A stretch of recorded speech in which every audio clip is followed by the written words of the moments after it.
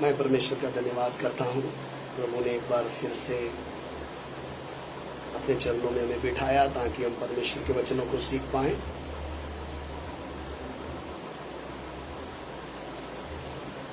आइए आज सुबह के समय में हम लोग परमेश्वर के वचन से पढ़ लें।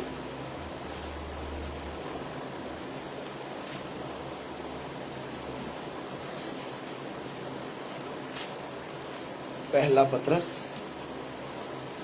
उसका 5 अध्याय उसका 5 वचन से पढ़ें। First Peter chapter 5 verse 5। पहला पत्रस उसका 5 अध्याय 5 वचन। એ જ પ્રમાણે જુવાનો તમે વડીલોને આધીન થાઓ અને તમે સગડા એકબીજાની સેવા કરવાની સારું નમ્રતા પહેરી લો, કેમ કે દેહ ગર્વિષ્ઠોની વિરુદ્ધ છે, પણ તે નમ્ર માણસો પર કૃપા રાખે છે। इसी प्रकार हे नवयुवकों, तुम भी प्राचीनों के अधीन रहो, वरन तुम सबके सब एक दूसरे की सेवा के लिए दीनता से कमर बांधे रहो, क्योंकि परमेश्वर के अभिमानियों का विरोध करता है, परंतु दिनों पर अनुग्रह करता है। आमीन। परमेश्वर के वचन में लिखा कि हे नवयुवकों, हे जवानों, बुजुर्गों के क्या हो जाओ, अधीन हो जाओ और एक दूसरे की सेवा करने के लिए मन से क्या करो। वो वर्ड पढ़े। वरन तुम सबके सब एक दूसरे की सेवा के लिए दीनता से कमर बांधे रहो। दीनता से कमर बांधे रहो। एक दूसरे की सेवा के लिए दीनता से कमर बांधे रहो, क्योंकि परमेश्वर अभिमानियों का सामना करता है और दीनों के ऊपर अनुग्रह करता है। मसीह जीवन में जब हम प्रभु के पीछे निकलकर आते हैं, हमारे मन को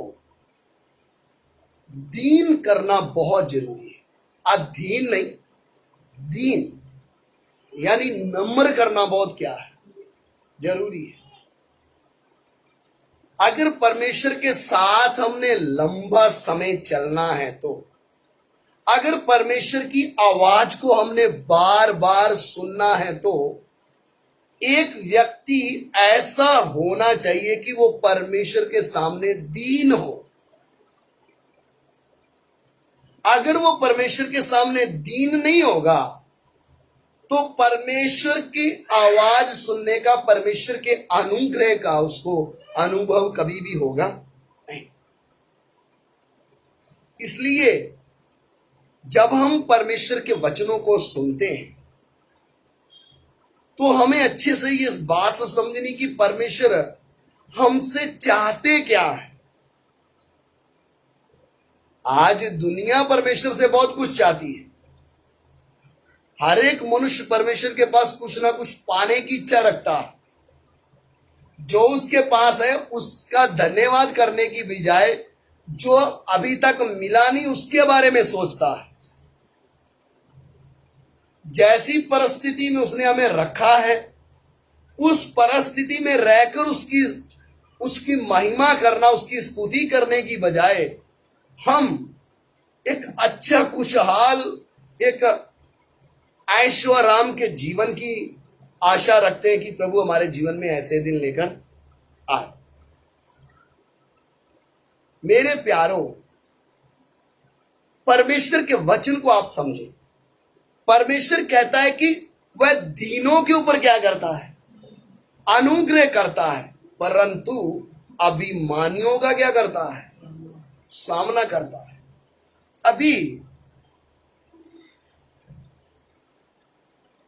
अभिमानी एक व्यक्ति कब होता है? आपके सामने बहुत से उदाहरण हैं परमेश्वर के वचन में। जब आप बाइबल खोलते हैं, वचन को पढ़ते हैं, एक एक घटना समझते हैं तो बहुत सी उदाहरणें, बहुत सी बातें परमेश्वर के वचन से हमें सीखने को मिलती है कि मैं जब परमेश्वर के पास आया था तो मेरी पहली प्रार्थना में मेरे आंसू गिरते थे। मेरी प्रार्थना क्या थी? मैं प्रभु के सामने ऐसे नहीं आया, हाँ भाई मुझे प्रभु तू क्षमा करना हो तो कर दे, ठीक है, नहीं तो बैठा हूं, ऐसे नहीं प्रार्थना किया था। परमेश्वर के वचन का प्रकाश का अनुभव करते समय जब उस उद्धार का अनुभव मैंने किया तो मैं रो नहीं रहा था, मैं ऊंची नहीं बोल रहा, मैं हंस नहीं रहा था, मैं अभिमानी होकर बात नहीं कर रहा था, मेरे आंसू गिर रहे थे क्योंकि मेरा मन टूटा हुआ था। और मैं दीन होकर, बेशक मेरे घर में सब कुछ था, लेकिन एक दीन व्यक्ति की तरह मैं प्रभु से मांग रहा था, प्रभु तू मेरे पापों से मुझे क्या कर दे, अपने लहू से मुझे धो डाल, मुझे शुद्ध कर दे, क्योंकि तेरे अलावा मुझे कोई शुद्ध कर। मेरी पहली मुलाकात ही प्रभु के साथ जब हुई तो मैंने अपने आप को उसके सामने क्या किया, मैंने दीन किया। प्रभु मुझे समझ में आया इस पृथ्वी में तेरे अलावा मुझे मेरे पापों से कोई शुद्ध कर। बेशक मैंने कितनी भक्ति की, मैंने क्या क्या नाम लिए, कुछ भी किए, लेकिन पहले ही मैं आके अपने आप को परमेश्वर के सामने अर्पण कर दिया। प्रभु मेरे जीवन में ये गंदगी है, और मैंने अपने आप को दीन किया। तभी प्रभु ने अपने उस बड़े अनुग्रह का, वो भंडारी होने के कारण, उसने अपने अनुग्रह के अंदर मुझे जब ढांप लिया, उसने मेरे सारे गंदे पापों को धो डाला, उसने मुझे एकदम धो के शुद्ध कर दिया और लिख के दे दिया, तेरे पाप चाहे लाल रंग के क्यों ना हो, मैं उनको धोकर ऊन के समान सफेद कर दूंगा। मेरे प्यारो, वो समय जब हम परमेश्वर के सामने दीन हुए, परमेश्वर ने अपने लहू से उस आत्मिक, उस भेद को, उस आत्मिक तरीके से उसने जन्म से एक पापी को क्या कर दिया, शुद्ध कर दिया। और मैं अगले ही दिन अपने आप को एक नया इंसान महसूस करके चलने लगा। मेरी आदतों में सुधार, मेरी भाषा में सुधार, मैं लोगों के साथ बातचीत करते समय अब मेरे जीवन में मसीह का प्रेम दिखने लगा। लेकिन जब हम प्रभु के पीछे निकलकर आए, चलते चलते हमारी गाड़ी पटरी से क्या हो गई, नीचे उतर गई। उसका भी एक कारण है। परमेश्वर हमारा बाप होने के कारण हमारी जरूरतों को क्या करता है, पूरा करता है। हमारे मांगने से पहले हम मर मर के जी रहे कि ये मेरा बेटा 10,000 में बहुत तकलीफ से जी रहा है तो 20,000 की नौकरी देता है, ताकि मैं इसका बाप होने के कारण मैं इसकी सारी जरूरतों की जिम्मेवारी, हमारे बिना मांगे वो हमारी जरूरतों को क्या कर देता है। लेकिन गड़बड़ किधर हो जाती है मालूम है, हम बिगड़ते हैं। धीरे धीरे ऐशो आराम बढ़ेगा तो हम बिगड़ते जाएंगे, हमारे अंदर से परमेश्वर का भय खत्म होता जाता है। मालूम है परमेश्वर बढ़ाना बंद क्यों कर देता है? जितना बढ़ाया था वो हमें हजम नहीं हुआ, हमारी भाषा बदल गई। हम दीनता से रहने की बजाय हमारे अंदर धीरे धीरे क्या बढ़ने लग गया, अभिमान बढ़ने लग गया। वो घमंड के चिन्ह दिखाई देने लग गए। अपने से दूसरे को कौन सी नजर से देखने लग गए, तुच्छ की नजर से। हमारे घर में सब है तो हम जब दूसरे के घर में गए, वो बेचारे के पास कुछ भी नहीं है। हम भूल गए कि हम भी कभी ऐसी दिशा में रहते थे। हम भूल गए कि कभी हमारे घर में भी ऐसी चीजों का कोई नाम भी नहीं था। उस समय उसी हालात में जाकर बिना शब्दों के, बिना शर्त के उसके साथ क्या करना, एडजस्ट कर लेना। प्रभु मैं तेरी इच्छा में ही मेरी इच्छा है। और धीरे धीरे एक एक व्यक्ति क्या करने लग गया, परमेश्वर के वचन के प्रति उसका आदर क्या होने लग गया, कम होने लग गया। और वो आदर जब कम होने लग गया तो वो दिखने लगा। आज्ञाकारिता धीरे धीरे क्या होती गई। परमेश्वर को हमने कहां देखा था, बोलिए, परमेश्वर को हमने किधर देखा, कहां पे मिला परमेश्वर हमको? जो मेरे दास को ग्रहण करता है वो मुझे क्या करता है। आपका उद्धार कैसे हुआ?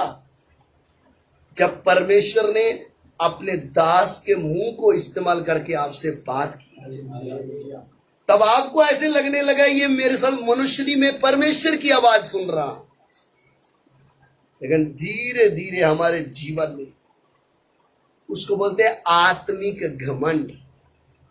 आत्मिक घमंड का मतलब क्या है? धीरे धीरे धीरे धीरे हमारे जीवन में शारीरिक बातें ज्यादा आने लग गई और आत्मिक बातें क्या होने लग गई। हमारी प्रार्थना कम हो गई, हमारे पास पैसा बढ़ गया, लेकिन घुटने टेक कर प्रभु के साथ आंसू बहाने का समय क्या हो गया।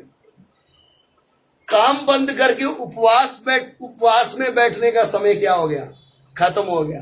बाइबल खोलकर पढ़ना नहीं, इसके ऊपर अध्ययन करने का समय क्या हो गया, खत्म हो गया। और धीरे धीरे धीरे आप एक साथ वाले भाई को भी कौन सी नजर से देखने लग गए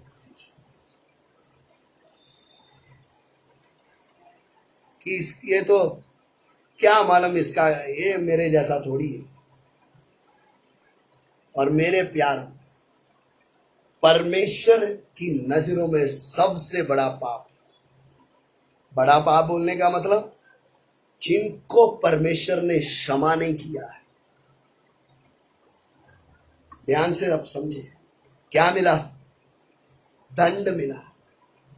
लूसीफर ने परमेश्वर के बराबर सिंहासन बनाने की क्या की, मैं भी उसके बराबर हो जाऊंगा। सृष्टि किसके बराबर होने जा रही थी?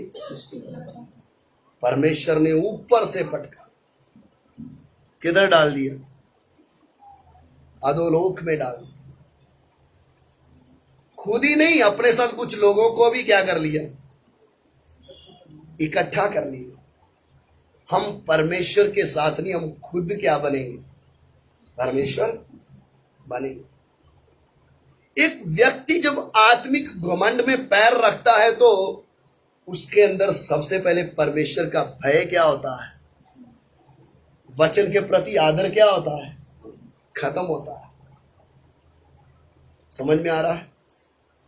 फिर धीरे धीरे उसको ये समझ में वो उसको लगता है चलता है सब कुछ, लेकिन परमेश्वर का दंड जब अचानक आता है तब समझ में आता है कि इसकी गाड़ी किधर थी, वचन के बाहर चल रही थी।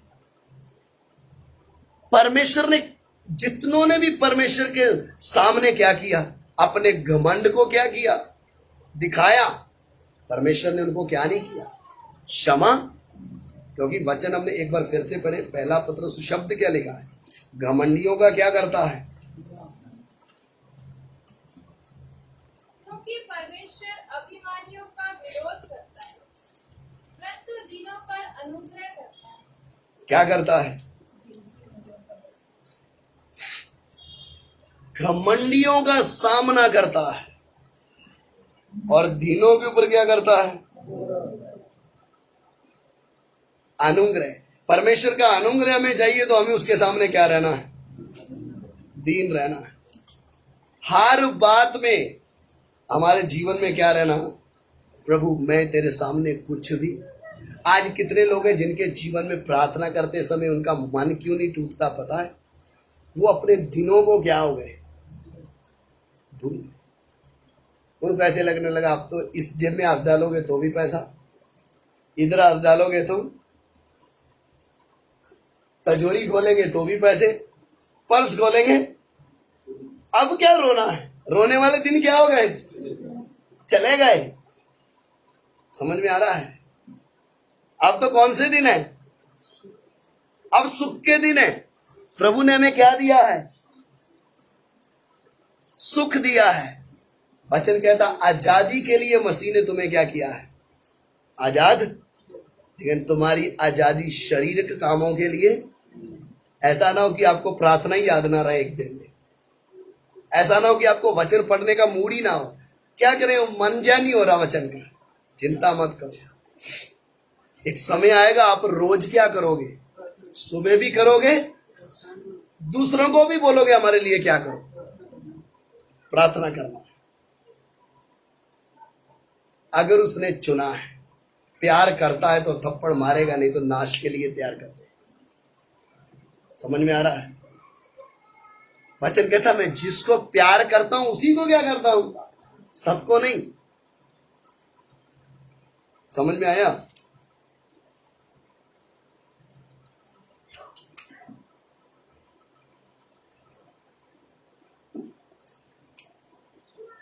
परमेश्वर के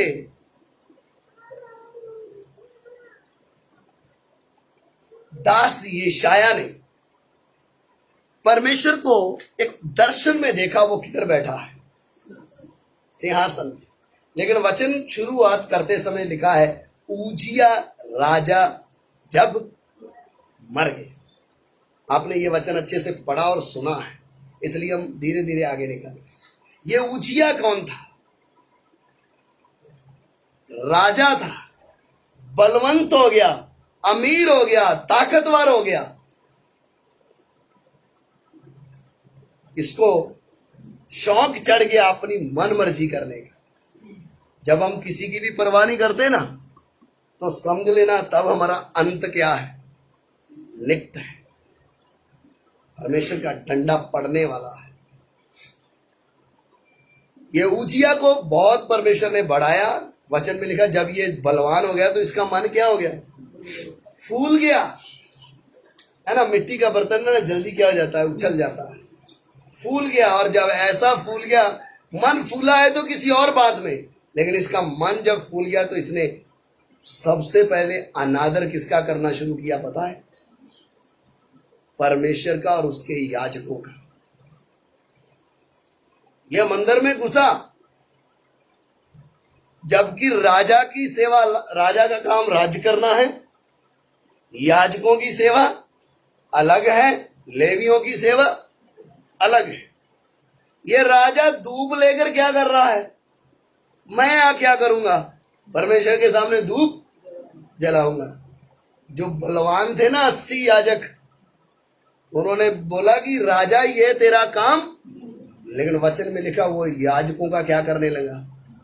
सामना करने लगा। इधर तक बात ठीक चल रही थी, इधर तक अभी वाद विवाद चल रहा था कि ये तेरा काम नहीं है, तू क्या हो जा, तू ये काम मत कर। तो भी वो क्या किया? किसका सामना कर रहा था? याजकों का सामना। याजक का सामना कर ही रहा था। याजकों के साथ वाद विवाद करते समय उसका घमंड तो देखो। परमेश्वर के भवन में आकर किसका सामना कर रहा है? याजक समझा रहे हैं ये गलत है, तो भी वो ना याजकों का डर है ना किसका डर है, यानी ना प्रभु का दास जो रखा उसका ही भय है, ना किसका भय है? परमेश्वर का भय है। जैसे ही याजकों का सामना करने के लिए आगे बढ़ा, परमेश्वर के वचन में लिखा यहोवा के मंदिर में से ही उसके माथे के ऊपर क्या निकल आया? कोढ़ निकल आया। हम क्या सोचते हैं? परमेश्वर के सामने हम अपने जीवन को, हमें किसी की जरूरत नहीं, ऐसा जीवन जीते समय सुखी हो जाएंगे? बोलिए, इतनी बड़ी सच्चाई जानने के बाद हम जाएंगे कहां? हमारा होगा क्या? परमेश्वर इन बातों को बड़ी बारीकी से क्या करता है? देखता है। याजकों ने नहीं मारा, परमेश्वर के भवन में क्या निकला है? मंदिर में उसके माथे पे क्या निकला? अब याजकों ने उसको धक्के मार के किधर निकाल दिया? मंदिर से। बाहर निकाल दिया, क्योंकि एक अशुद्ध व्यक्ति किधर नहीं आ सकता, मंदिर में आ। ऐसा कोड निकला, राजा होने के बाद भी अपने आप को बचा, आप समझ लेना। इसलिए परमेश्वर का भय हमें के जीवन में होना चाहिए। उजिया राजा था, वो सब कुछ किया, अपना इलाज करवाने के लिए कोशिश नहीं की होगी। एक आम इंसान अपनी बीमारी के लिए दौड़ भाग करता है, क्या राजा होने के कारण उसने कुछ नहीं किया? फिर भी परमेश्वर के वचन में लिखा, मौत तक वो क्या बनकर रहा, कोड़ से ही बीमारी से लथपथ रहा। उसकी ताकत उसके कोड़ से उसको बचा नहीं पाई, उसका पैसा उस दंड से उसको क्या नहीं कर पाया, उसका धन दौलत उसको उस कोड़ से बचा। क्योंकि परमेश्वर जब अपना हाथ उठाता है ना, देर के बाद उठाता है, लेकिन जब उठाता है तो इतिहास रचता है। इसलिए परमेश्वर के सामने अपने आप को क्या करना, दीन करना। परमेश्वर के सामने हम दीन है तो परमेश्वर के लोगों के सामने भी हम क्या बनकर रहेंगे, समझ में आए?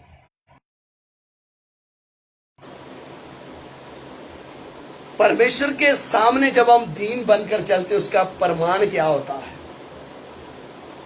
हम अपने से दूसरे को क्या समझने लग जाते हैं, उत्तम समझते हैं। हम अपने से दूसरों को क्या कर लेते हैं, एक अच्छा इंसान मानते, बेशक उसके पास हमारे जितनी पैसा धन दौलत कुछ हो या ना हो, क्योंकि हम मनुष्य का बैरी किसके सामने डर रहे हैं, और हमारा परमेश्वर जिसके पीछे हम चल रहे हैं, सारी सृष्टि का मालिक होने के बाद भी एक आम इंसान बनकर इस पृथ्वी में जीवन जिया, जिसके मुंह से शब्द निकलते समय अंधों की आंखें, जन्म से आंखें नहीं थी लेकिन आ जाती थी, जो जन्म से लंगड़ा कभी चला नहीं, जब उसके मुंह से शब्द निकलता था वो लंगड़ा उठकर क्या करता था। अगर वो परमेश्वर अपने आप को दीन बनाकर इस पृथ्वी में चला, मुझे और आपको कैसे चलना है? जब तक आप अपने आप को दीन बनाकर उस दशा में नहीं चलोगे, आप परमेश्वर की उपस्थिति का अनुभव नहीं कर पाओगे। ये आप नोट करें। दीन है तो प्रभु की आवाज सुनने का आपको क्या मिल जाएगा, मौका मिलेगा। आप दीन नहीं होंगे ना तो परमेश्वर आपसे बात भी करेगा, आपका जीवन दूसरों पे डिपेंड रहेगा। चलो जी, कोई दूसरा प्रचार करे, कोई दूसरा सुनाए तो मैं सुनूं, हाँ सब प्रार्थना करेंगे तो मैं भी करूंगा, वो ताली बजा रहा मैं भी ताली बजा रहा, ऐसा जीवन हो जाएगा। यदि आप परमेश्वर के सामने दीन हो जाएंगे तो आपको बोलने की जरूरत नहीं पड़ेगी, मेरे से बात कर। आपका मन देखकर परमेश्वर समय समय पे आपसे बात करना शुरू करेगा। आपको बोलने की जरूरत नहीं, प्रभु तू कहां है, आपको उसको ढूंढने की जरूरत, वो आपके बिना बोले आपके साथ साथ चलेगा, आपके वो संग रहने लग जाएगा। इसलिए मेरे प्यारों, एक वचन में पढ़ना चाहता हूं, यशाया 57 अध्याय 15 वचन, फिर हम प्रार्थना में जाए। गुजराती में भी पढ़े, हिंदी में भी पढ़े। કેમ કે જે ઉચ્ચ તથા ઉન્નત છે, જે સનાતન કાળથી છે, જેનું નામ પવિત્ર છે, તેઓ કહે છે, હું ઉચ્ચ સ્થાને તથા પવિત્ર સ્થાને રહું છું.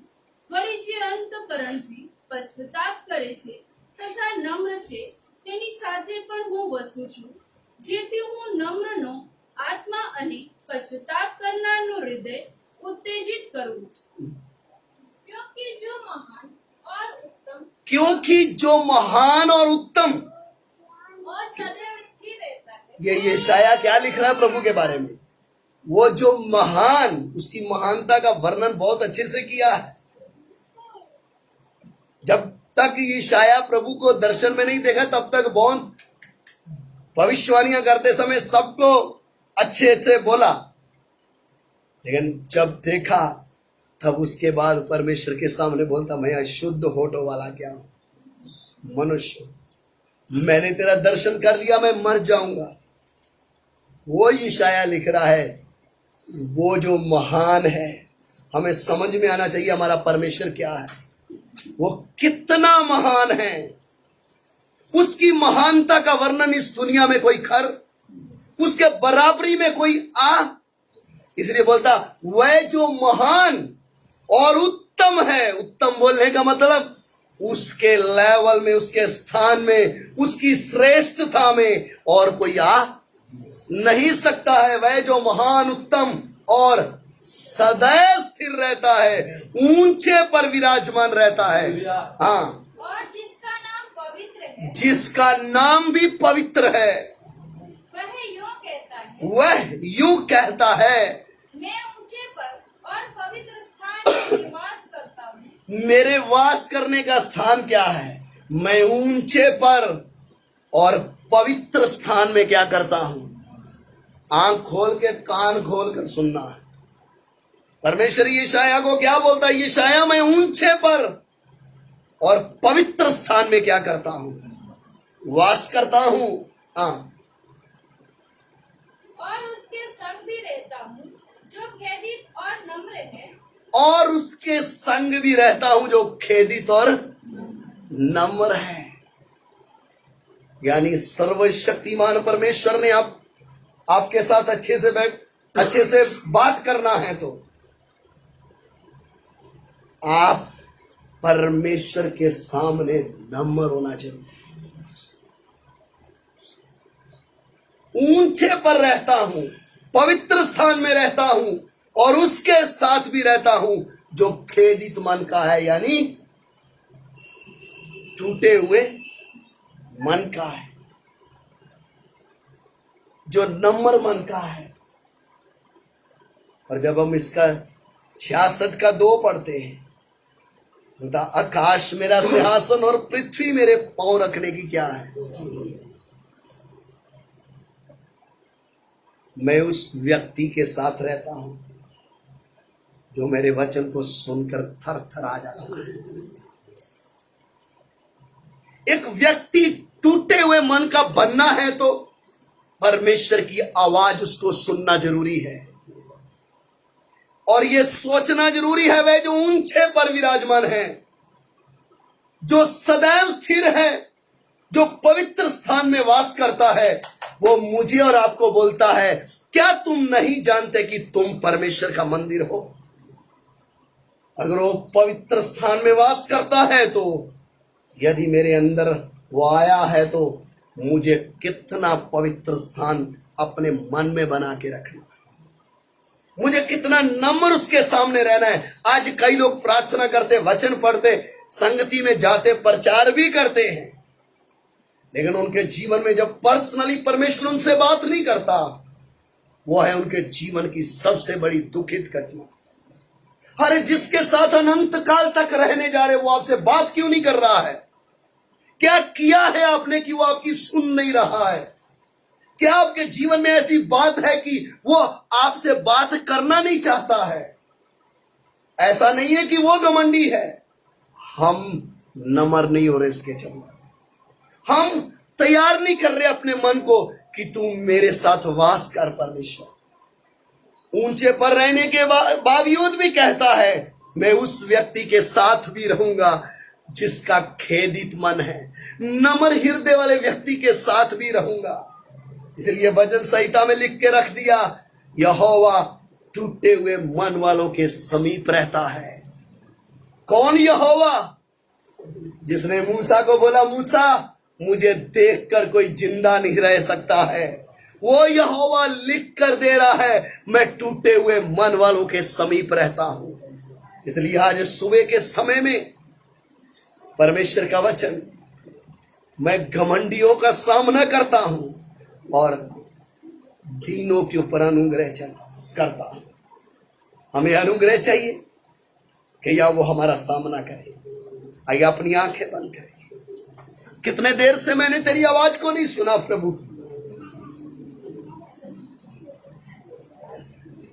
कितने महीनों से तू मेरे साथ बोला नहीं। मेरा जीवन एक बियाबान जंगल की तरह हो गया, मरुभूमि जैसा हो गया। एक समय था तू मेरे से बात करता था, तेरी आवाज से मुझे शक्ति मिलती थी, तेरी आवाज से मैंने एक बल प्राप्त करके तेरे पीछे चलने का निर्णय लिया। इस संसार ने मुझे तुझसे दूर तो नहीं कर दिया। मेरे भाई बहन, रिश्तेदारों ने, समाज वालों ने, मेरे नजदीकी लोगों ने मेरे और तेरे बीच में कहीं दीवार तो नहीं खड़ी कर दी। परमेश्वर ने महाराष्ट्र से मराठियों को चुनकर क्यों लाया है? परमेश्वर ने राजस्थानियों में से चुनकर हमें अलग क्यों कर दिया? नेपाल से हमें उठाकर क्यों लाया है? ताकि हजारों नेपालियों के बीच में परमेश्वर के मंदिर अलग दिखाई दे, हजारों मराठियों के बीच में परमेश्वर के मंदिर अलग दिखाई दे, हजारों राजस्थानियों के बीच में कुछ राजस्थानी परमेश्वर के मंदिर दिखाई दे। लेकिन परमेश्वर का मंदिर आज खाली क्यों? हमने परमेश्वर को दुखी कर दिया, हमने इस संसार की वस्तुओं को आदर दे दिया, हमने इस संसार को महत्व दे दिया, इसलिए वो हमसे बात नहीं कर रहा है। आप कौन सी भी जाति से आए होंगे प्रभु, जब इतने गुजरातियों के बीच में तुमने मुझे चुना है, मैं परमेश्वर का मंदिर बनकर चलना है। यहोवा परमेश्वर मेरे द्वारा लोगों को दिखाई देना है। लोग मुझे नहीं, लोग मेरे द्वारा मेरे यीशु को देखना है। इस काम के लिए आपके ऊपर सत्य प्रकट हुआ है, इस काम के लिए पवित्र आत्मा का अभिषेक आपको मिला है, इस काम के लिए उसने अपने लहू से आपको धोया है। आप कर क्या रहे हैं? आपकी जिम्मेवारी क्या है और आप कर क्या रहे हैं? Hallelujah, hallelujah. अपनी आंखें बंद करें और अपने जीवन को परमेश्वर के सामने रखें।